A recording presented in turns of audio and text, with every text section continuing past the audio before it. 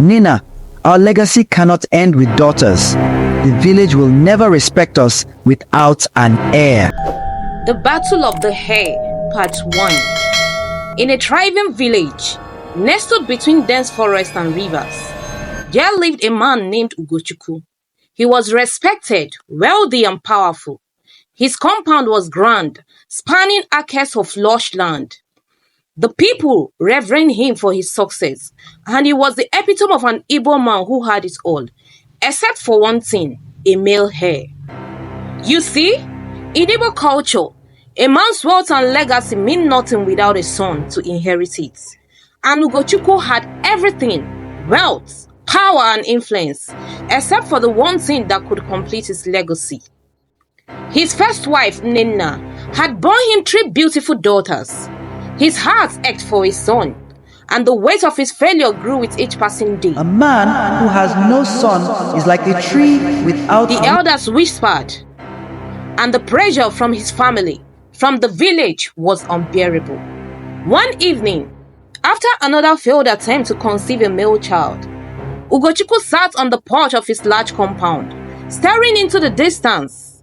His gaze was filled with frustration, his mind torn between his love for his wife and his deep desire for his son. I need a son, he confessed to his wife one night. His voice was low, full of regrets. Nnena, our legacy cannot end with daughters. The village will never respect us without an heir. Nnena's heart was heavy with the weight of his words. Looked down. She had borne him 3 daughters, and each bed had been full of hope, but also disappointment. But I have given you everything, Ugochukwu. Why does it not suffice? Nnena asked, her voice shaking with emotion. She was a strong woman, but the constant reminder of her failures stung. But Ugochukwu, desperate, turned to his family and friends for advice. After much discussion, it became clear that there was only one way to secure his legacy. He had to marry another woman. It was the tradition. It was the solution. Months later, Ugochukwu married Ifeoma, a woman known for her beauty and strength. She was from a neighboring village and had long been admired for her bold spirit. Ifeoma, upon entering the household, was greeted warmly by Ugochukwu, but Nnena's heart remained cold. She knew what was at stake. It wasn't long before Ifeoma became pregnant. Within months, the household was filled with excitement. Ifeoma bore Ugochukwu a son, and Ugochukwu could hardly contain his joy. He named the boy Chigozie, and from the moment he was born, Ugochukwu treated him like a king. The firstborn son, his legacy secured. But Nnena, watching from the shadows, felt the pangs of jealousy surge through her. "This is my place," she muttered to herself, staring at her husband doting on the child. "This should have been my son." She could not bear to see the way Ugochukwu looked at Ifeoma, his new favorite wife. She could not stand how the village now looked at Ifeoma with admiration and respect. Why she, the first wife, stood forgotten. Her frustration turned to bitterness. Nnena's heart was filled with a rage she could no longer contain. The jealousy, the resentment, the constant comparison to Ifeoma, it was all too much. The pain of watching Ugochukwu's love shift to his second wife and her son, Chigozie, had become unbearable. Nnena could no longer stand to see Ifeoma's joy, knowing that her rival son would inherit everything she had worked for. In a last-ditch attempt to secure her place and restore balance in her home, Nnena secretly sought the counsel of a village native doctor, known for his power and dark magic. The native doctor, a mysterious figure living deep in the forests, was revered by some and feared by others. When Nnena came to him, desperate for a solution, he listened carefully to her woes. His eyes gleamed with an unsettling knowledge as he spoke. "The gods have heard your pleas. The only way to restore balance is for your enemy to fall. The charm I will give you will bring about your son's rightful place." The doctor handed Nnena a small, intricately carved charm. "Use it well," he advised. "Perform the ritual when the moon is full. Once it's done, nothing can stop your path." Nnena's hand shook as she accepted the charm, knowing fully well the dark path she was about to walk. That night, under the eerie light of the full moon, Nnena performed the ritual as instructed. The dark magic worked swiftly. Within weeks, Ifeoma's son Chigozie, who had been a symbol of hope for the second wife and Ugochukwu's pride, began to fall ill. His condition worsened rapidly, leaving Ifeoma frantic and helpless. She turned to every healer, every spiritual guide, but no one could explain the strange affliction that took hold of her child.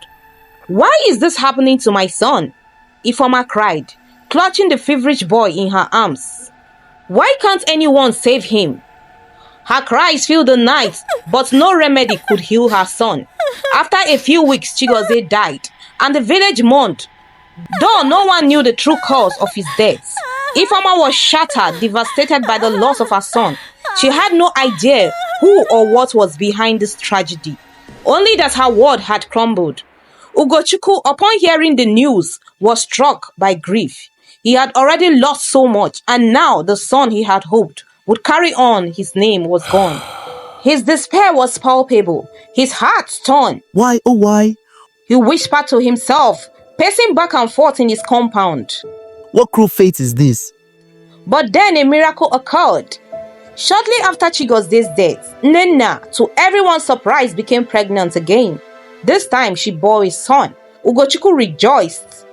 His heart leaped with joy as he held the boy in his arms, a son to carry on his name. For the first time in years, the house felt complete. He shifted all his attention and love to Nnena and their newborn child. The bond between them grew stronger as Nnena's pride and joy returned to herself. Her victory complete. But Ifeoma, watching from the shadows, could not bear it. Her grief turned into something darker, something more destructive. She would stop at nothing to regain her rightful place and get back the love of Ugochukwu. Sparse, Nnena's son, Chijoke, grew into a strong, healthy boy, and Ugochukwu's affection for him was unwavering. The family prospered, and Nnena basked in her position as the first wife, now secure in her place at Ugochukwu's side. But for Ifeoma, the pain of losing her son and the increasing disrespect from Nnena became unbearable. "It is not fair," Ifeoma muttered under her breath one night as she lay awake in her quarters. "I gave him a son, and I lost him. But Nnena, she has everything now, everything that should have been mine." Her bitterness had become a constant companion. The mockery from Nnena, the sidelong glances, the passive-aggressive remarks. Ifeoma could no longer ignore them. Her heart twisted with jealousy, and a burning desire for vengeance took roots.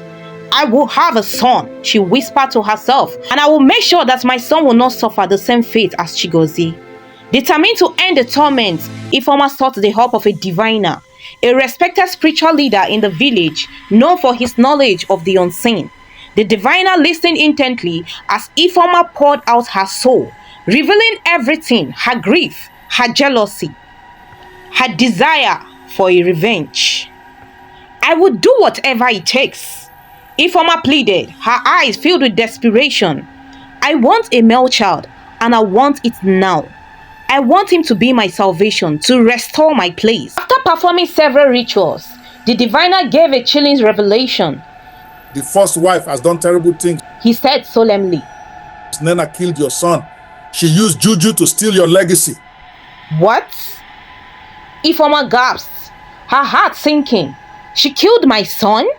The diviner nodded gravely. Yes, and now the spirits demand that she pay. And so consumed by vengeance, Ifeoma made a vow to avenge her son's death. She would not rest until Nnena paid for what she had done. The time for revenge had come. One quiet night, Ifeoma entered Nnena's home. The night was thick with tension as she approached Nnena's son, Chijoke, who was peacefully asleep. Ifeoma's hand shook as she prepared for the final act. She smothered the boy under the cover of night, her heart pounding in her chest. When the morning came, Nnena screamed in horror when she discovered her son's lifeless body. The news sent shock waves through the compound, but Ugochukwu, having seen enough death and grief, was at loss. "Not again," he whispered. "Not my son too." The entire village mourned, but the truth of the murder was shrouded in mystery. Nnena, devastated by the loss of her son, was consumed by rage. but also a deep fear. She knew that Ifeoma had done this to her, just as she had done to her. Ugochukwu, utterly heartbroken, sought advice once again. This time, a spiritualist came forward, advising him that in order to break the curse and secure his legacy, he needed to father a son outside of his marriage. One who would be free of the dark forces that had plagued his home. Ugochukwu, now older and broken by loss, sought a woman from a distant village to father a son. He kept the child a secret from his wives, knowing that the moment the truth was revealed, all peace would be shattered. The child, named Chidubem, was raised away from the bitterness of the household. Only Ugochukwu's best friend, Chika, knew the truth. He was the only one entrusted with these secrets, one that would shape the future of the family. Years passed, and Ugochukwu's health began to fail.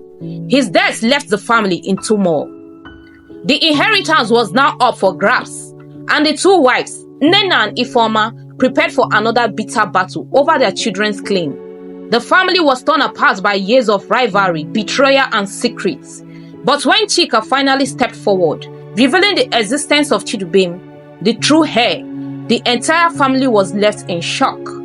The young man, now 20 years old, stood before Nnena and Ifeoma, calm and composed, a true reflection of his father's strength and dignity. I am here to claim what is rightfully mine. Chidubem said. But I am not here for war. I am here for peace. With his words, he restored peace to the broken family. Nnena and Ifeoma, humbled and filled with regrets, finally saw the damage their jealousy had caused. In the end, Chidubem not only claimed his birthright, but brought the family together, distributing Ugochukwu's wealth and properties with fairness and compassion. While both wives received their share, it was Chidubem the son, born outside of their rivalry, who carried the greatest inheritance, the gift of reconciliation. The moral of the story is that jealousy, betrayal, and the pursuit of power can destroy everything: families, legacies, and the very things one holds dear. The rivalry between Nnena and Ifeoma, driven by their desire for control and the male heir, ultimately leads to the loss of their children and their own happiness. Forgiveness, reconciliation, and the healing of broken relationships are far more powerful than vengeance. The story teaches that true legacy is not built on wealth or power, but on the strength of family bonds, love, and understanding. No matter how dark the path may seem, peace and unity can always restore what has been lost. Hello fam, please do not forget to follow or subscribe to my channel for more interesting and beautiful stories as this.